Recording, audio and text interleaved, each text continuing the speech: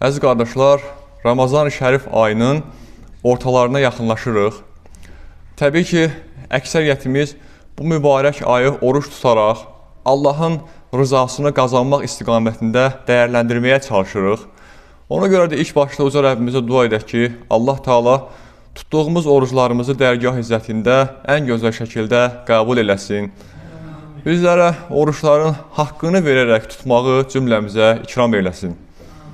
Və əziz qardaşlar, həqiqətən də hər birimiz istəyərik ki, orucları haqqını verərək tuta bilək. Allah Taala'nın oruclara qarşılıq vermiş olduğu mükafatların tamamından yararlanaq. Təbii ki, bunun yollarını Həzrət Peyğəmbər sallallahu aleyhi ve sellem çox gözəl bir şəkildə bizlərə izah eləyir. Buyurur ki, əgər oruçdan tam nəsibinizi almaq istəyirsinizsə, orucun mükafatını tam olaraq qazanmaq istəyirsinizsə, mədənizə oruç tutturduğunuz kimi dilinizin də oruclu olmağına diqqət eləyin. Ona görə də bu hədis şərifi əsas alaraq, inşallah bugünkü söhbətimizdə dilimizə necə oruç tuttura bilərik? Oruç tutarkən danışığımıza hansı şəkildə diqqət yetirməliyik kimi suallara cavab tapmağa çalışacağıq. İlk öncə onu qeyd edək ki, həqiqətən də dil Allah Taala'nın bizlərə vermiş olduğu ən böyük nemətlərdən biridir. Çünki bizlər danışıq vasitəsilə digər heyvanlardan və digər məxluqlardan fərqlənmiş oluruq. Təsəvvür edin ki, əgər danışıq bacarığımız olmasaydı, o zaman görün nə qədər biz burada əziyyət çəkmiş olardıq. Məsələn, heyvanlar görürsən ki, xəstələnirlər, amma danışıqları olmadığına görə o xəstəliklərini dilə gətirə bilmirlər. Amma bu işin başqa tərəfidir ki, Allah Teala deyir, onlar mənim dilsiz canlılarımdır, amma qiyamət günü danışacaqlar. Amma biz insanlara Allah Teala çox şükürlər olsun ki, o neməti bəxş eləyibdir. Və bu sayədə bizlər dərdimizi anlada bilirik, işlərimizi daha asan bir şəkildə yola qoymağımız naminə Allah Teala bu mübarək neməti bizlərə hamımıza bəxş eləyibdir. Amma çox təəssüflər olsun ki, bəzi insanlar həqiqətən də Allahın vermiş olduğu bu gözəl neməti yalan danışaraq, qeybət eləyərək, bəzən də söyüş söyərək, nalayiq ifadələr səsləndirərək, şükür vəsiləsi olmaqdan çıxardaraq Allaha üsyanda istifadə edirlər. Və məsələn, tutaq ki, mən sənə qardaş bir bıçaq vermişəm ki, sən bu bıçaqla alma doğrayasan, kartuşka soyasan, amma sən bu bıçağın ağzına aparıb daşa sürtürsən, amma unudursan ki, bu mənim sənə vermiş olduğum əmanətdir. Axı sən bu bıçağı geri qaytaracaqsan. Bu bıçağı geri qaytardığın zaman mən baxacam ki, onun ağzı koşdu, sən onu daşa sürtmüsən, soruşacağım ki, bəs mənim əmanətimə niyə xəyanət elədin? Mənim verdiyim şeyi niyə mənim istədiyim istiqamətdə istifadə eləmədin? Eləcə Allah Teala da bizlərə dil nemətini veribsə, bu bizim özümüzün malımız deyil, sadəcə olaraq bizə verilən bir əmanətdir. Və bir gün gələcək, biz bu əmanəti sahibinə təslim edəcəyik. Necə ki, ağzı koş bıçaq misalı, onun haqqını soruşan insan gəlib çıxdığı kimi, bu dilimizlə danışdıqlarımızın da bir gün Allah Teala bizə hamısının hesabını soruşacaqdır. Ona görə Peyğəmbər sallallahu aleyhi ve sellem buyurur ki, həmişə gözəl sözlər danışın, gözəlliyi vəsf edən şeyləri insanlara anlatmağa çalışın ki, bu əmanətin haqqını vermiş olasınız. Boş sözlərlə, digər günah işləri söyləyərək isə siz bu əmanətə xəyanət etməyin deyə Peyğəmbər sallallahu aleyhi ve sellem bizlərə belə bir gözəl bir xəbərdarlıq etmiş olur. Və həqiqətən də günlərin birində deyir, bir nəfər Peyğəmbər sallallahu aleyhi ve sellemin yanına gəlir və soruşur ki, ya Rasulallah, bax, mən ən çox nəyə diqqət eləməliyəm? Cənnəti qazanmaq istəyirəm, cəhənnəmdən qurtulmaq istəyirəm, diqqət etməli olduğum şey nədir deyəndə, Peyğəmbər s.ə.v qayıdır ki, dilinə diqqət elə. Çünki insanları üz-üstə cəhənnəmə atan şey dillərindən başqa bir şey deyil. Yəni, ən çox insanların cəhənnəmə getmələrinə vəsilə olan danışıqlarıdır. Bir gün soruşurlar ki, ya Rasulullah, ən günahkar insan kimdir deyəndə, ən çox yalan danışan, ən çox qeybət edən, yəni ən çox dili ilə günah işləyən insan Allah qatında ən günahkar insan olaraq qeyd edildiyini Peyğəmbər s.ə.v bizlərə bu vəsilə bildirmiş olur. Və əziz qardaşlar, başqa bir hədis şərifində qeyd edilir ki, insanların əksəriyyət hallarda iki şey vardır ki, onların həlakına səbəb olur. Birisi çox danışmaqdır, bir digəri isə çox mal-dövlət toplamaqdır. Yəni, çox mal-dövlət toplayan insan nə eləmiş olur? Bir baxıma dünyaya meyl eləmiş olur. dünyaya meyl eləməsi də onun nəfsinin güclənməsinə gətirib çıxarar və bu vəsilə ilə də yolunu aza bilər. Ona görə Peyğəmbər s.ə.v bundan ehtiyat eləməyi söyləyir. Bir digər məsələ də çox danışmaqdır ki, çox danışmaqdan uzaq durun deyir. Çünki çox danışan insan istər-istəməz danışır, xətaya düşmə ehtimalı olur onun. Bu danışdıqları içərisində bəzən boş sözlər işlədə bilər, bəzən Allaha acıq gedən bir ifadə səsləndirə bilər ki, Allahın qəzəbini özünə çəkə bilər. Ona görə deyir ki, ya xeyir danışın, yəni ya dindən danışın, ya da susun deyir Peyğəmbər s.ə.v. Çox gözəl bir hədis şərifi var bununla bağlı.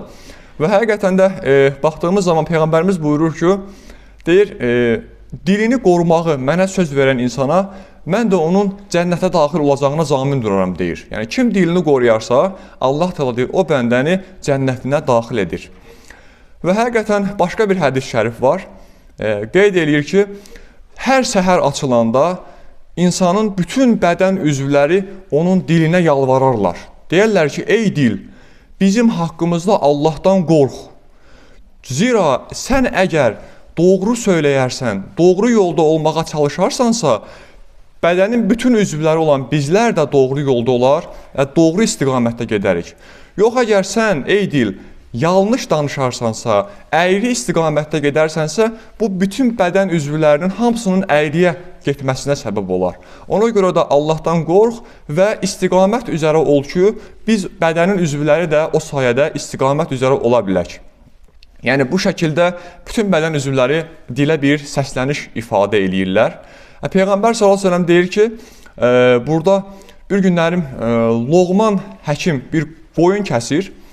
Qoyun kəsərkən Davud Peyğəmbər də onun yanından keçərkən deyir ki, ey Loğman, mənə qoyundan pay ayırarsan, amma bu ayıracağın pay qoyunun ən xeyirli yerlərindən olsun. Bir də baxır ki, Loğman əleyhissalam ona bir qoyunun dilini gətiribdi, bir də qəlbini gətiribdi.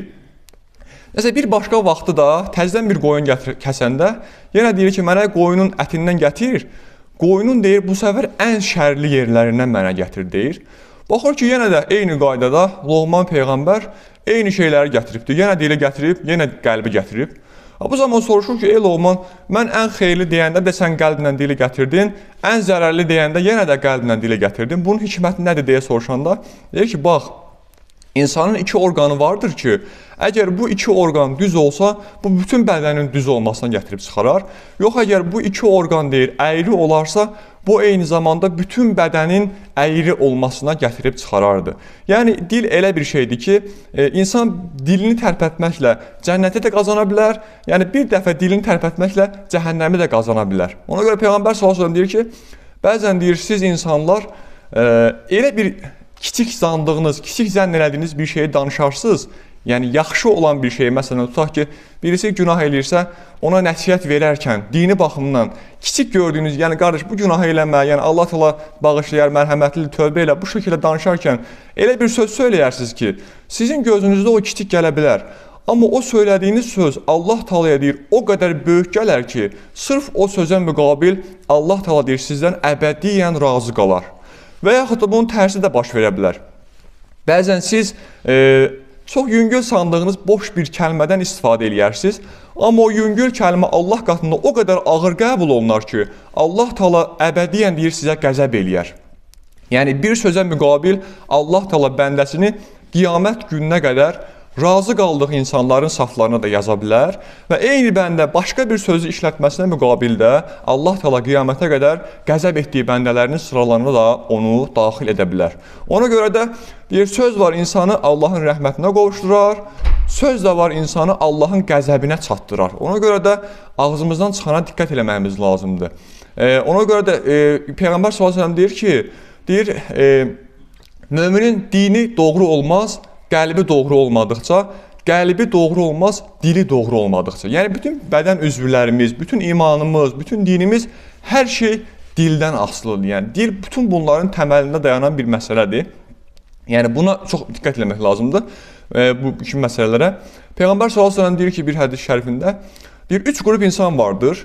Birinci qrup insanlar karda olan, qazancda olan kimsələrdir. Soruşurlar ki, ya Rasulullah, bu şəxslərə, bu kateqoriyaya kimlər daxildir? Qayıdıb cavab verir ki, Allah'a zikr eləyənlər. Yəni, Allah'a zikr eləyənlər dini cəhətdən baxdığımız zaman qazanclı olan insanlardır. Ona görə biz möminlər davamlı təfəkkürümüzlə, düşüncəmizlə, təbiətə baxaraq, dilimizlə eyni zamanda Allahı zikr etməyimiz lazımdır. Və eyni zamanda deyir, ikinci qrupa kim daxildir? İkinci qrupa səlamətdə olan insanlar daxildir. Səlamətdə olan insanlar kimdir deyə soruşduqda isə, onlar yaxşılığı təşviq edən sözlərdən danışan insanlar deyir, səlamətdə olan insanlar. Üçüncü qrupa isə ziyanda olan kimsələr daxildir ki, ziyanda olan insanlar isə boş söz danışan kimsələrdir. Yəni, çox danışan və boş söz danışan kimsələr ziyandadırlar deyir. Çünki Quran-ı Kərimdə ayə var ki, cəhənnəmdəkilərdən soruşurlar ki, Məsələkəkum fi səqar. Sizi cəhənnəmə salan nə idi? Onlar qayıdır ki, və naxudu mə'əl xaidin. Biz batilə dalanlarla bərabər batilə dalmışdıq. Yəni, məsələn, baxırsan ki, bir yer var orada söyüş söyülür, pis ifadələr səsləndirilir.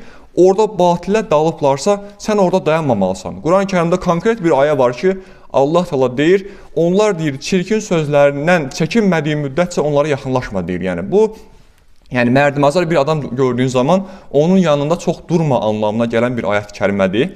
Çünki insan olduğu toplumdan təsirlənən bir varlıqdır. Məsələn, insanın nəfsi var, nəfsi də həqiqətən çox güclüdür. Ta ki, söyüşsən adamların yanında dayanarsa, o zaman istərsəməz ortama ayaq uydurmaq məsələsi vardır. İnsan nəfsi deyər ki, qoy mən də ortama ayaq uydurum, mən də başlayayım boş şeylərdən danışmağa. Ona görə deyir, elə yerlərdən həmişə uzaq durmağa çalışmağımız lazımdır. Xüsusən Həzrət Peyğəmbər sallallahu aleyhi ve sellem bir hədis şərifində deyir ki, Cəbrail aleyhissalam gəlmişdi, deyir, məni Allahın huzuruna aparırdı. Aleykümselam. Allahın huzuruna gedərkən cəhənnəmdə baş verəcək bəzi hadisələri deyir, mənə göstərdi. Və birdən baxdım ki, deyir, cəhənnəmdə atəşdən qayçı ilə dilləri kəsilən insanlar var idi. Soruşdum ki, bunlar kimdir ey Cəbrail? Dedi ki, onlar nalayiq ifadələr səsləndirən kimsələrdir ki, atəşdən qayçı ilə dilləri kəsilir. Daha sonra bir də baxdım ki, deyir, orada insanlar var idi ki, öz ətlərini qopardıb yeyirdilər, öz ətini qopardıb yeyirdilər. Yəni, bədən özü olmuşdusa, dilləri özlərinin deyil, yəni dilləri, ağızları onun sözünə baxmır, bədənini başlayırlar qopardıb yeməyə. Soruşdum, bunlar kimdir? Dedi, onlar davamlı yalan danışan kimsələrdir.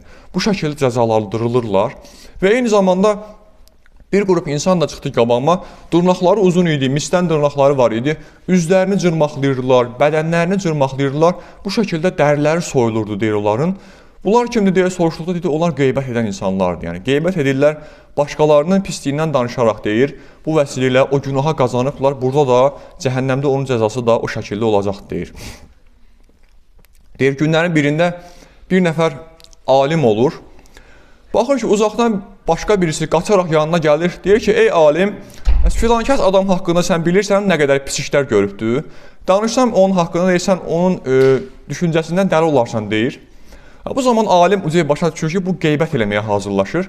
Qayıdır deyir ki, bir dəqiqə dayan zəhmət olmasa, bax sən indi kimisə haqqında pis danışacaqsan. Sən onun pislik etdiyini öz gözünlə görmüsən, yoxsa başqasından mı eşitmisən? Deyir, yox, öz gözümlə görməmişəm, başqasından eşitmişəm. Deyir, bax, sən əgər başqasından eşitdiyin bir şey, əgər doğru olmasa, sən onun haqqına girmiş olacaqsan, bu zaman da onun günahını öz boynuna götürmüş olacaqsan. Qiyamətdə səndən haqqını istəsə, haqqını verə biləcəksənmi? Və yaxud da bugün sənin həyəcanla gəlib mənim yanıma danışmaq istəyirsən, sənin danışdığın o şeyin mənə bir xeyri olacaq, deyir, yox, sənə bir xeyri olacağını düşünmürəm. Deyir, onda deyirsən, niyə bu qədər həyəcanlanırsan, niyə bu qədər həvəslə gəlib onu danışmaq istəyirsən ki? Yəni, bilirsən ki, nə sənə xeyri yoxdur, nə mənə xeyri yoxdur. Əksinə, ikimizə də bunun zərəri toxuna bilər. Ona görə də dəqiq bilmədiyin və yaxud da kimisə pisliyi olan bir şeyi danışma deyir içarda. Çünki əgər sən bir insanın eybini örtərsənsə, sabah Allah da qiyamət günü deyir, sənin eyblərini burada örtmüş olar deyə, gözəl bir ona ibrət dərsi vermiş olar. Və həqiqətən eyni zamanda burada baxdığımız zaman bizim kiçik gördüyümüz bir şeylər var ki, əslində Allah qatında çox böyük günahlara səbəb ola bilər. Məsələn, bir dəfəsində Həzrət Ayşə anamız bir qadından deyir ki, ya Peyğəmbər, balaca boy birisi var idi bu boyda, səni gəldi, çağırdı. Peyğəmbərimiz deyir ki, ona balaca boy niyə deyirsən ki, deyirsən? O qadın deyir, özünə bu şəkildə xitab edilməsindən xoşlanmır deyir. Bu şəkildə səslənə bilməzsən. Hətta deyir, sənin bu söylədiyin söz var, ey Ayşə. O qədər ağır bir söz idi ki, sən o sözü dənizə atsaydın, dənizin tamamını ifsad edərdi deyir. Yəni, bu qədər ağır bir sözdür qeybət eləmək deyir. Yəni, ona görə də çalışmaq lazımdır, heç kimin pisliyindən danışmayaq, xüsusilə bu oruclu olduğumuz vaxtı. Hətta deyir, günlərin birində davamlı qeybət eləyən birisi olur. Gəlir bir ustadın yanına, deyir ki, ustad, mən hara getdim qeybət eləyirəm, özümü qeybətdən kənar qoya bilmirəm. Mənə bir çarə tap ki, mən bu qeybətin zərərlərini tam anlamıyla başa düşüm ki, ondan uzaqlaşmış olum. Deyir, sənə bir tapşırıq verəcəm. Əgər bu tapşırığı yerinə yetirsən, sən qeybətdən mütəmadi olaraq uzaq durmuş olacaqsan. Deyir, evinə gedəcəksən, evində bir toyuq kəsəcəksən və o toyuğun tüklərini yonaraq bizim evimizə gələnə qədər hər tükü bir yerə atacaqsan. Bir tükü bura, bir tükü ora, bir tükü o tərəfə. Bu şəkildə tükləri paylaya-paylaya gəlib bizə çatacaqsan, deyir. O zaman adam da deyir, yəqin ustadda nəsə bir bildiyi var. Ona əməl eləyir. Tükləri ata da gedir, çatır ustadın evinə. Ustad qayıdır ki, indi növbəti tapşırığım odur ki, sən bu atdığın tükləri indi yığa-yığa hamısını qayıt evə. Adam qayıdır ki, əziz ustad deyir, bəs bu qədər tükü deyir, mən necə yerdən yığa bilərəm baxı? Tükün birini külək o tərəfə aparıb, birini bu tərəfə aparıb. Yəni, burada 5 dənə dör, 3 dənə dör, nə qədər tük var idi, mən bunları necə yığım? Deyir, bax, ay soğul, necə ki, sən bu tükləri bugün yığa bilmirsən, eləcə də bugün sən qeybət edirsən, insanların haqlarına girirsən, bugün bundan danışırsan, sabah ondan danışırsan, bir gün başqasından danışacaqsan və beləcə yüzlərlə insanın vəbalını boynuna yığmış olacaqsan, deyir. Və o qiyamətin dəhşətində sən o boyda adamı deyir, hardan tapacaqsan ki, onlardan halallıq istəyə bilərsən? Yəni, insanları tapa bilməyəcəksən, onların hamısından halallıq ala bilməyəcəksən. Ona görə ən yaxşı olur ki, bugündən danışma deyir onlar haqqında. Ya xeyirdən danış, ya da susmağın da sənin üçün daha xeyirli deyir. Çox gözəl bir ibrət vermiş olur ona. Və eyni zamanda, əziz qardaşlar, burada gözəl bir məsələ var ki, yalan danışmamaq. Həqiqətən, Peyğəmbər s.ə.v buyurur ki, deyir, mömin qorxaq ola bilər. Mömin bəzən xəsislik də eləyə bilər, amma mömin əsla yalan danışmaz. Çünki yalanla iman ikisinin bir qəlbdə olması deyil, mümkün deyil. Peyğəmbər s.ə.v bunu bizlərə buyurur. Və eyni zamanda deyirik, 3 qrup insan vardır ki, o insanlar heç vaxtı deyir, cənnətə gedə bilməzlər. Onlar müsəlman belə sayılmazlar. Özlərinə müsəlman deyərlər, amma Allah qatında onlar müsəlman belə sayılmazlar. Ya Rasulullah, bu 3 qrup şəxs kimdir deyəndə, birincisi deyir, əmanətə xəyanət eləyərlər deyir. Əmanətə xəyanət eləyən insanlar heç vaxtı deyir, onlar müsəlman sayılmaz. İkincisi, danışdıqları zaman yalan danışan insanlardır. Üçüncüsü isə söz verdikləri zaman sözündə durmayan insanlardır. Bu 3 xüsusiyyət deyir, bir nəfərdə cəmlənibsə, o insanın müsəlman olub olmaması sual altındadır, deyir Peyğəmbər s.ə.v. Məsələn, bir dəfəsində Peyğəmbər s.ə.v bazara gedir, baxır ki, orada bir dənə alıcı var, bir də satıcı və alıcı ilə satıcı nə edir? Alıcı deyir ki, mən bu malı qoyun satır tutaq ki, mən bu qoyunu deyir, vallahi deyir, 30 manatdan aşağı sata bilmərəm. Yəni, o dövrün pul vahidi nədirsə, o vahidlə deyir. Vallahi deyir, mən bu qoyunu 30 manatdan aşağı sata bilmərəm. Bunun mayası eləməz deyir, and içir Allaha. Alıcı da qayıdır ki, vallahi deyir, billahi, mənim də 20 manat pulum var, deyir, 20 manatdan artıq buna verə bilmərəm. Bir müddət sonra baxır ki, alıcı da öz əhdini pozdu, and içməsini tərk elədi, onu aşağı düşürdü qiymətin. Həmin onu almağa gələn insan da 20 manat alacam deyirsə, biraz qiyməti qaldırdı. Yəni, ikisi də 25 manatda ortaqlıq bir qərara gəldilər. Yəni, dolayısıyla ikisi də andlarını pozdular. Peyğəmbər s.ə.v deyir ki, bax, ey alıcı, sən 30 manat deyirdin, and içirdin ki, bundan aşağı verə bilmərəm, amma 25 manata düşürtdün. Ey alıcı, sən də deyirdin ki, 20 manatda çox pulum yoxdur, amma 25 manata gəldin, bunu aldın. Yəni, dolayısıyla deyir, siz burada andınızı pozmuş oldunuz. Ona görə çox böyük günah qazanmış oldunuz. Bu kimi məsələlərə diqqət edin. Və yaxud da bəzən görürsən ki, kimsə səni yolda gözləyir, 5 dəqiqə artıq gözləyib ki, qayıdır ki, vallahi 2 saat səni gözləyirəm, haradasan deyir. Bu vəsilələrdə yalan danışmış olur. Bu kimi məsələlərdə yalan danışmamağa çox diqqət eləmək lazımdır, deyir Peyğəmbər s.ə.v bizlərə. Və eyni zamanda deyir ki, sözlərinizə çox böyük diqqət eləyin. Çünki söz deyir, sanki bir gülləyə bənzəyir. Necə ki, güllədir, qan axıdaraq adam öldürürsə, söz qan axıtmadan adam öldürür. Məsələn, deyir, söz bir oxa bənzəyir ki, ox yayından çıxdısa artıq deyir, onu geri qaytarmaq mümkün deyil. Söz də o şəkildə yaydan çıxdı, onu artıq geri qaytarmaq mümkün deyil. Ona görə düşünüb danışın, deyir Peyğəmbər s.ə.v bizlərə. Və eyni zamanda bir dəfəsində Həzrət Ömərə aparır Kəbəyə, Kəbəni göstərir Həzrət Ömərə, deyir ki, ey Ömər, bax, bu Kəbəni dağıtsalar, onu təzdən tikmək olar. Amma deyir, bir möminin qəlbini kimsə toxunsa, bir möminin qəlbini kimsə qırsa, onu təmir eləmək deyir, mümkün deyil. Ona görə çalışın elə sözlər deyir ki, başqasının qəlbini qırmayasınız, deyir Peyğəmbər s.ə.v bizlərə. Və eyni zamanda qəlbi qırıq olan insanın da duası qəbul olar, deyir. Ona görə qəlbi qırıq olan insanın duasından da çəkinin, qorxun, deyir bizlərə. Ona görə də deyir Peyğəmbər s.ə.v, deyir, müsəlman olan insan, axıllı olan insan qəlbi dilindən öndədir. Amma axılsız olan insan isə dili qəlbindən öndədir. Yəni, axıllı insan öncə düşünər qəlbində, görürsən mənim bu danışdıqlarımın dünya və axirətimə bir faydası olacaq. Yəni qəlbində düşünür, sonra danışır. Amma axılsız insan isə öncə dili ilə danışır, sonra qəlbi ilə düşünür. Amma o düşüncənin də heç bir ona faydası olmaz. Çünki artıq söz ağızdan çıxıbdırsa, aleykümselam, onun artıq təlafisi mümkün deyil deyə Peyğəmbərimiz bildirir. Bir gündən deyir, Peyğəmbər s.ə.v yanına biri gəlir. Deyir ki, ya Rasulallah, mən hansı əməlləri edim ki, dünyada qurtuluşa nail ola bilim? Peyğəmbərimiz qayıdır ki, namaz qılacaqsan, oruç tutacaqsan, oruç tutduqdan sonra zəkat verəcəksən ki, imkanın varsa. Yəni, bu kimi salih əməllər sayır və deyir, bunların başında nə dayanır? Bunların başında dil dayanır, deyir. Dilinə diqqət edəcəksən. Əgər dilinə diqqət edəcəksənsə, nə olacaqdır? Həmin dilin səni qoruyacaqdır, bütün ibadətləri etməkdə qoruyacaqdır. Əgər sən dilinə diqqət eləməsən, Allah Teala bu etdiyin ibadətlərin heç birini səndən qəbul etməyəcəkdir.